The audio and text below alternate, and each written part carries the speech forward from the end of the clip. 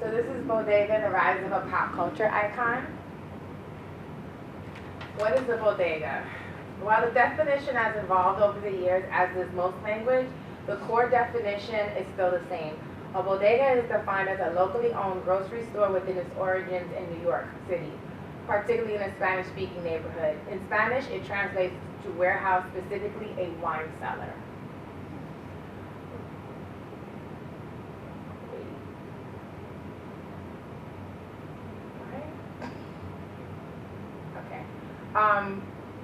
While similar, the bodega, deli, and corner grocery have distinct differences. Although used interchangeably, there are subtle differences between the three.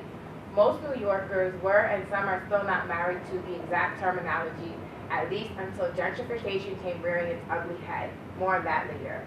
So here's the difference between these most often family-owned and operated establishments.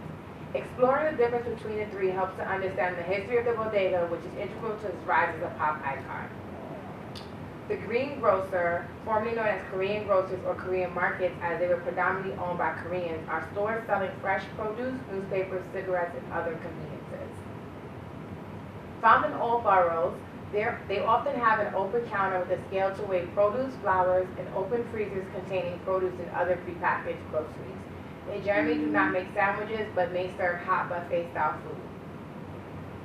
The deli, which was previously found in predominantly Jewish neighborhoods, is short for delicatessen, specializing in sandwiches with a long counter and beverage case. Although they may have been Jewish or German origin in early New York City, there are now various types of delis depending on the ethnic background, like Mexican, Arab, or Aki, or Chinese, etc., all of which prepare sandwiches. Some Muslim-owned stores do not sell alcohol. Modern-day iterations of this are often confused with bodegas, thus the two are used interchangeably. The bodega is originally Latinx-owned, specifically Puerto Rican, are now Middle Eastern-owned, specifically Yemeni, Bangladeshi, Moroccan, or other Middle Eastern ethnicities. There's often a sandwich station with one slicer and sometimes a grill for hot foods. The counter is often encased in acrylic. You'll often hear the bodegueros, or anyone working in the bodega referred to as papi. And of course, the most famous work of them all is the cat. During the Puerto Rican migration of the 1940s and 50s, other Latinx immigrants followed: Cubans, Mexicans, Dominicans, and many others from the Caribbean as well. In the 1940s, there were 60,000 Puerto Ricans in New York City, and by the 1960s, there were 600,000. With the increase in the population came the expansion of more bodegas. As the Puerto Rican population has steadily decreased in New York City since the 1990s, other groups have taken over the industry. Bodegas have since found homes in other parts of the country as Puerto Ricans have moved. Now increasingly, more and more bodegas are run by Middle Eastern people and other Latin immigrants. Before bodegas attained stardom, i.e. appreciated by non-Black and Latinx communities, they went from being neighborhood staples to local celebrities. Thanks to some locals with big dreams, bodegas went from the 5 boroughs of New York City to the small screens of cable TV and beyond. If it wasn't for hip-hop, most wouldn't know the bodega they've become so enamored with. Lack of investment in New York City's poverty-stricken neighborhoods forced the artists they birthed to use their surroundings as the backdrop to their music videos. In some instances, as a rapper began to rise to stardom, they kept their videos local for the purposes of street credibility or to convey a particular message, and the easiest way to do that was with bodega scenes. As hip-hop became mainstream in the 1990s, so did the music video budgets, and the bodegas quickly disappeared from the background of the videos. Fast forward 20 years, because of gentrification and the continued lack of investment in Black and Latinx communities, bodegas have made their way back into music videos and beyond to play the same role they once did. They serve as an homage to the New York City of yesteryear. In 2015, Harlem, New York rapper Cameron paid homage to the bodega. In collaboration with Virgin Mega, fans were able to buy a box of Killer cereal used to promote his upcoming album. The box contained a limited edition tee and $100 and was available at specific bodegas throughout New York City. Bodega started to creep into the mainstream again, and Bodega started to cross over into mainstream in 1980s with Paul Simon singing about it in his 1986 hit "Diamonds on the Soles of Her Shoes." As hip hop became even more popular, it developed its own subcultures, one of those being sneakers. In 2006, whispers around the sneaker world spoke about a rumored secret sneaker store in Boston filled with rare footwear in a bodega. The highly sought after store didn't have a phone and couldn't be found on the internet. You could only gain access via word of mouth. People searched high and low throughout Boston for the sneaker store disguised as none other than a bodega. Complete with non-perishables, dusty merchandise, and a nonchalant cashier, it was easy to mistake the bodega as just another bodega. But once you make it through the secret entrance, you'll see that like your local bodega, the store bodega has all your needs there. In the case of the sneakerhead, it is exclusive sneakers, clothes, hats, and accessories to make the perfect fashion statement in streetwear. Bodega now has two locations, the original in Boston and the other in LA. And of course, we can't forget about the role of food. As gentrification continues at a rapid rate in New York City from 9/11 to present, Manhattan expats and Middle America transplants made their way into the outer enclaves of the Bronx, Queens, Brooklyn, and Upper Manhattan neighborhoods like Harlem, Dyckman, and Washington Heights. With that came the realization that the locals have limited food options, basically whatever is available at the bodega. Depending on your borough, your bodega menu might have some specialties, but there are a few things that come standard at every bodega. The hero is New York City's version of a hoagie or sub sandwich. The bread is often stale and crusty. It is a class trip favorite and a staple to those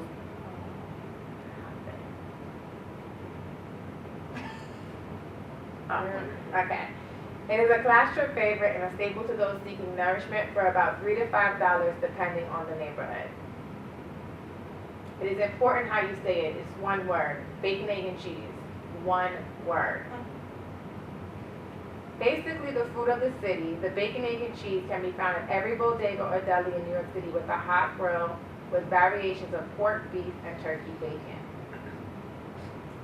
The other bodega delicacy, the chopped cheese sandwich, has its origins in the Upper Manhattan and Bronx neighborhoods, affectionately known as Uptown. Not to be confused with a cheesesteak, the chopped cheese is a chopped beef, cheese, and onions on a Kaiser roll that of course can be upgraded to a hero. In 2016, this Uptown favorite made its way downtown to the likes of Whole Foods and the restaurant of one critically acclaimed and now shamed British chef April Bloomfield. Bloomfield debuted the sandwich for $15 at one of her many New York City restaurants, White Gold. This, of course, drew a firestorm of attention. While no one knows the exact origins of the chopped cheese, we do know that it is native to Harlem and the Bronx. Haji's in Harlem is one of the most well-known bodegas serving chopped cheese to this day. The digital media site Insider sent a reporter to the bodega to try the food, and throughout the video, the reporter essentially ignored the existence of the residents native to the area. Many New Yorkers, specifically the Black and Latinx community that patronize the bodegas that make the chopped cheese, were angry, and rightfully so. The warranted backlash was a classic case of cultural erasure. This video, combined with Bloomfield's rendition of the $15 chopped cheese, which normally sells for $4, received significant negative responses. In 2008, Harlem rapper Cameron filmed his video "Child of the Ghetto" at the famous Haji's. Several other rappers have also filmed videos in front of the famed chopped cheese bodega. By this time, gentrification was in full swing in New York City. The BEC restaurant in Chelsea prided itself in selling the famed bacon, egg, and cheese. The chopped cheese has also received such a cult following that complex media food site First We Feast did a documentary entitled Hometown Hero, The Legend of New York's Chopped Cheese. Naturally, the internet did what it did best. It responded with its own videos ranging from chopped cheese reviews, cooking demos, to reactions of the documentary. The real culmination of the pop star status came when people discovered the hardest working employee in the bodega. Not the guy who does the lotto or makes your sandwich or keeps the store clean, but the bodega cat. During the early days of social media, when the new New Yorkers were still discovering their local bodegas, they began to create accounts dedicated to this hardworking employee. There are hundreds of thousands of posts on the popular social media site Tumblr dedicated to bodega cats, with some Tumblr sites being solely about the only illegal animal allowed in the store. There are 6,000 posts on Instagram with the hashtag Bodega Cats on Instagram and 16,000 of the hashtag Bodega Cat alone. The famed account Bodega Cats on Instagram has 217,000 followers, so this is no small cult. In 2014, New York City NPR affiliate WNYC created a series called Bodega Cats in Their Own Words, which chronicles a day in the life of bodega cats throughout New York City, complete with interviews and audio from the perspective of the cat. Hi, my name is Gus, and I'm a bodega cat. So cute. Yeah. The bodega cat is an icon in its own right, as it has been immortalized in tattoos and even by the Dominican-American contemporary artist and designer M. Tony Peralta. Raised in Washington Heights, he has cemented the bodega cat into the annals of contemporary art with his work. Bodega's probably solidified itself into mainstream pop culture in 2016 when a gentrifier wrote a Yelp review of a bodega where they complained about the cat. The Yelp review spread across the internet like the bubonic plague. Everyone on Reddit to Mashable to People magazine to regional TV news outlets were talking about the review. This didn't go as Diane planned. Instead, the internet did what it did best. It retaliated and gave Diane some of their most fervent and colorful opinions on the matter. While technically not legal, bodega cats are such the New York City staple that the health department basically turned a blind eye. New Yorkers were so enraged by this transplant's review that there was a petition to formally legalize bodega cats. While hip-hop got it started and social media spread the word to the masses near and far, TV also played a role in the crossover. Bodegas were featured in the background of some of our favorite and not-so-favorite shows. Unless you've been under a rock, you've seen at least one Dick Wolf-produced show, namely NYPD Blue, or specifically the Law & Order series. There are not only bodegas in the background, but several scenes in the bodega. There are 17 episodes in the Law & Order series where the bodega is central to the plot. If the TV show is set in New York City, there's a good chance you'll see a bodega. And the new Netflix show is Bruno, about a dog and his unemployed owner. The bodega is fundamental to Malcolm and Bruno's daily life in the Ridgewood and Bushwick, Brooklyn and Queens sections of neighborhoods. And then, of course, there's the latest entry of bodega influenced media. The Bronx's very own Bodega Boys, made up of Jesus and the Kid Mero. The self-named most illustrious brand in late night started in the Bronx and took their brand of comedy from Twitter to guest starring on a few MTV2 shows.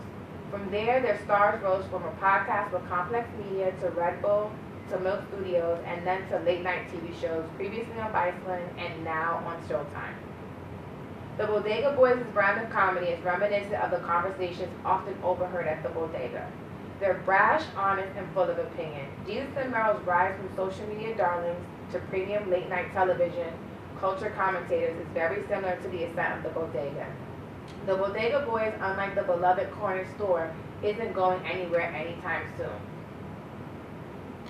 And not to be without, you aren't a real pop star if you don't have controversy.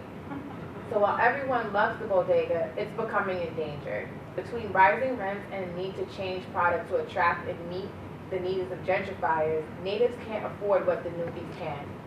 Unable to compete with the ever-multiplying chain pharmacies, many bodegas shuttered during the Great Recession. In November 2018, 234 calls were made to New York City's helpline 301 to complain about bodega deli signage. Brooklyn had more complaints than any other borough. Brooklyn is also experiencing gentrification at a faster rate than any other borough. Home to pre-war buildings is some of the best real estate in New York City. It didn't come as a surprise to many that these businesses are some would consider to be targeted. Not to be outdone, in 2017, former Googlers and Oakland, California natives Paul McDonald and Ashwath Rajan decided it would be a good idea to name their startup vending machine company that essentially mimics and aims to put bodegas out of business. Albeit they claim it was not the intention, they named their startup vending company Bodega, As expected, there was significant backlash when announced these vending machines would be placed in the Big Apple. The use of the name was deemed culturally insensitive, and it was, and that it was adding to a city already suffering the effects of gentrification. In 2018, the company rebranded and changed their name to Stockwell as a result of negative feedback. Did I mention the logo was a cat?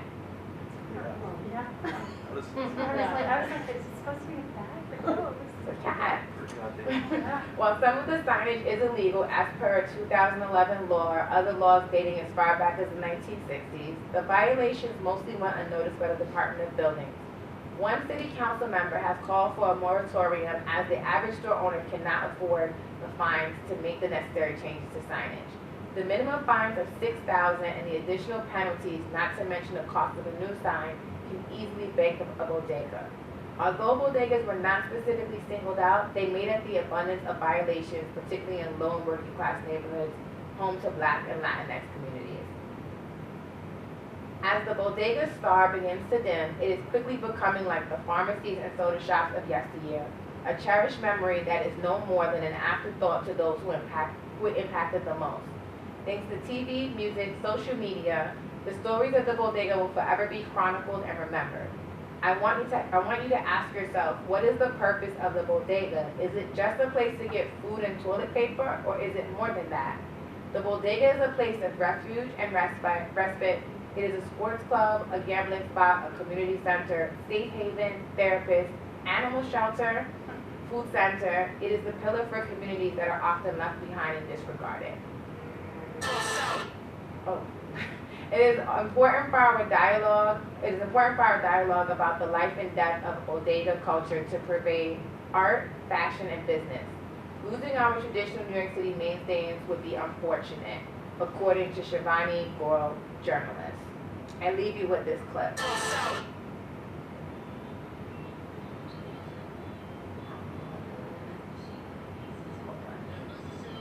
Can you hear that? slightly. I just want to get the volume up. Okay.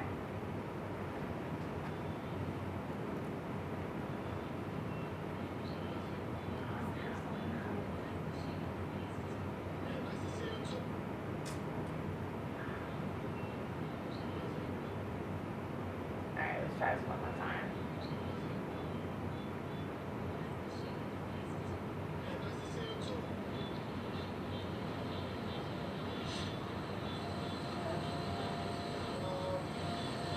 Where's the turkey meat? No, bought that fancy stuff for you, so it wasn't worth having. What do you mean? That's what Bruno eats. What enough of that shit to pay the light bill in here? No, you didn't. The light bill is more. Go to the supermarket like everyone else. Well, you know they don't let those in here. This is Bruno's spot. This is not Bruno's spot. This is my spot. You want a small bag of chips, a snack bowl, a Lucy at the place, a lotto number? You come here to my bodega. You want some fancy ass meat, fresh produce, broccoli, whatever the hell you eat? You go to the supermarket. Whatever. We're not a supermarket. Thank you very much.